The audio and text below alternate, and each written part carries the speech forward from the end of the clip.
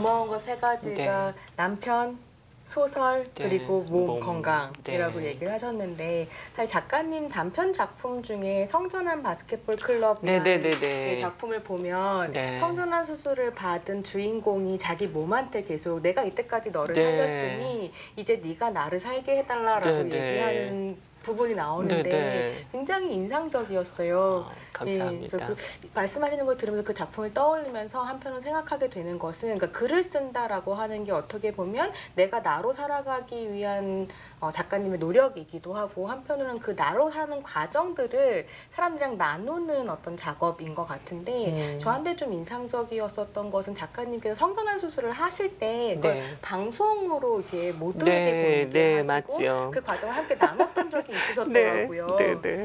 2001년에 병원 24시라는 프로그램에서 김비의 마지막 선택이라는 방송으로 그 과정을 어떻게 공개를 하겠다고 생각하셨는지 또 어떤 사실, 경험이었는지. 벌써 20년 전이잖아요. 그러니까 저한테는 굉장히 먼 시간인데 사실 그 당시만 해도 트랜스젠더에 대한 혹은 성소수자에 대한 그 인식 자체가 그렇게 많이 알지를 못했어요. 하리수 씨 데뷔하던 그 즈음인가요? 네, 사실 하리수 씨가 나오기 이전에 저는 홈페이지를 만들고 있어서 홈페이지 안에 제 이야기를 계속 올리고 있었어요. 그 홈페이지에 보통 트랜스젠더 하면 얼굴을 이렇게 가리거나 혹은 뒷모습만 나오거나 이런 식이었었는데 저는 그냥 제 자신의 모습을 그냥 드러내고 홈페이지에 제 사는 모습을 계속 올렸었어요. 그랬던 이유는 어쩌면 그 이야기는 지금하고도 연결될 수가 있는데 사실 트랜스젠더에 대한 편견이 있어요.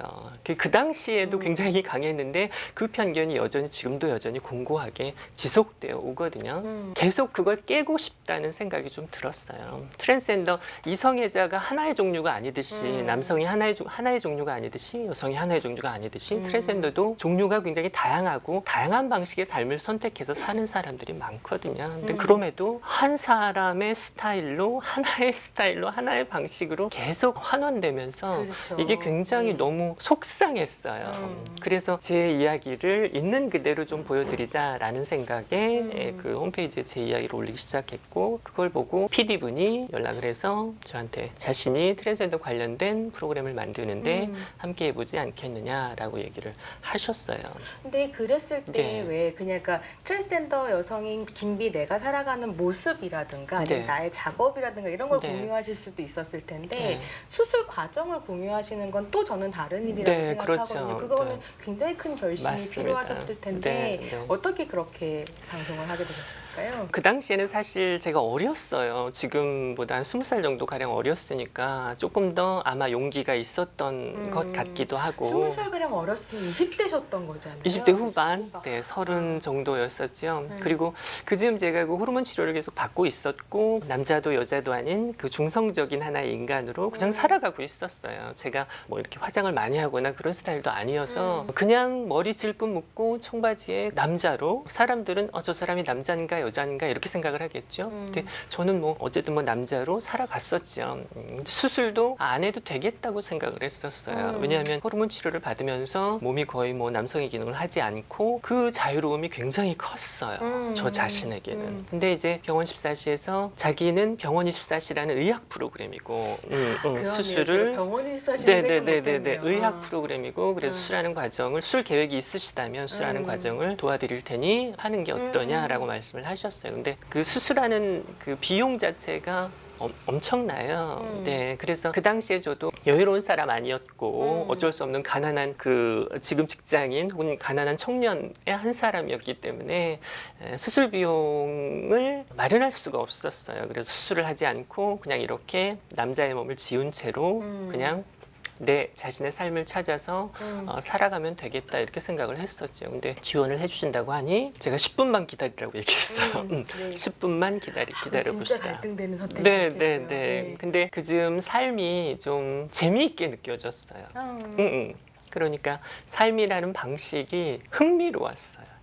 저한테 들이닥치는 그 모든 시간들이 사실 시간들이라고 표현을 했지만 어쩌면 절망이겠죠. 어쩌면 고통이겠고. 근데 그 저한테 공기억을 해오는 그 모든 시간들이 요것 봐라 이런 느낌이었었어요. 그래서 그 시간이 저에게 찾아왔다면 내가 피하지 않고 맞서주리라 라고 생각을 하고 해봅시다. 그래서 그럼 그 방송 수술을 하게 자체가 됐죠. 수술하시는 중요한 계기. 그렇죠. 네. 아마 그 방송이 아니었으면 저는 수술을 했을까? 그 많은 돈을 들여 수술을 했을지 모르겠어요. 근데 분명한 것은 수술을 하고 난 이후에 제 삶과 그 이전의 삶은 많이 다르기는 해요. 네. 저 자신에게는. 지금 돌이켜 보셨을 때는 그때 그 제안 잘 받았다 싶으세요? 그럼요. 네. 그 제안이 제 삶을 정말 거의 뭐 확 뒤바꿔 놓은 거나 다름이 없죠. 그 수술을 하지 않았으면 책도 계속 냈을까? 저 사람도 만났을까? 뭐 그런 의심이 계속 들어요. 그러니까 네. 참.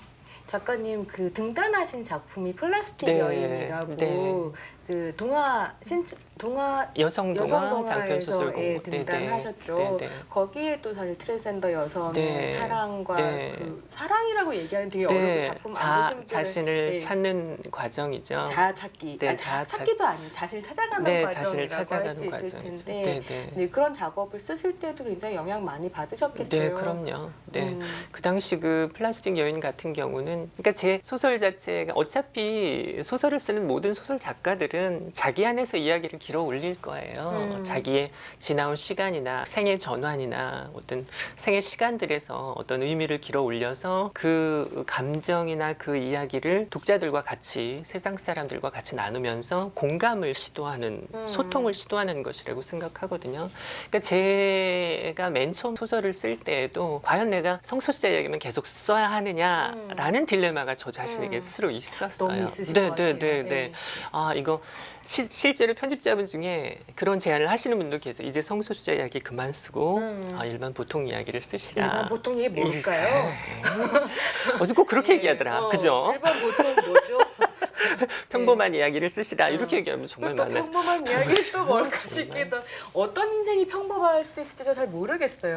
전 참 평범하게 살았다고 생각하는데 네, 어쨌든 그런 제안들이 있어서 사실 개인적으로 딜레마가 많았는데 실제로 시도도 해봤어요. 성소수자가 등장하지 않는 넌퀴어 이야기. 그렇지. 그런 이야기들을 적어봤는데 도무지 마음이 실리지가 않았어요. 그 안에 제가 담을 수 있는 이야기는 많지 않겠구나라고 느끼는 데는 오래 걸리지 않았고, 많은 분들이 성소수자에 대한 이야기를 하는 분위기라면 성소수자에 대한 문화나 예술 작품이나 이런 것들이 좀 다방면에서 다양한 층위로 논의되고 자유롭게 이야기되고 어떤 선입견이나 편견 없이 자유롭게 이야기되는 지금 우리나라의 분위기라면 어쩌면 제가 그런 걸 쓸 필요가 없었을지도 모르겠어요. 근데 아쉽게도 그런 분위기가 아니었고 제가 굉장한 소설가는 아니지만 그럼에도 제가 할 수 있는 이야기를 하는 것이 제 소설가로서의 제가 저에게 그런 게 있다면 소설가로서의 아주 작은 그런 소임, 임무, 책임 같은 게 아닐까 그런 생각이 들어요. 그래서 소설 안에 자꾸 성소수자들, 게이, 레즈비언, 트랜스젠더 모든 성소수자들을 등장시키게 됐던 것 같아요. 그래서 한국 사회에 되게 소중한 작가라는 생각이 저는 진짜로 들고요. 이제 그 다음 코너로 이제 넘어가봐도 괜찮을 것 같아요.